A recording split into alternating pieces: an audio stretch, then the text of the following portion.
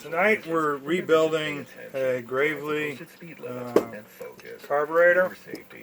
As you can see, this thing is a disaster. The linkages all work, which is only 2 of them, but it's filthy. So the first thing I'm going to do is I'm going to blow it off, get it cleaned up so I can access the screws on it, and we'll tear it apart and do a rebuild.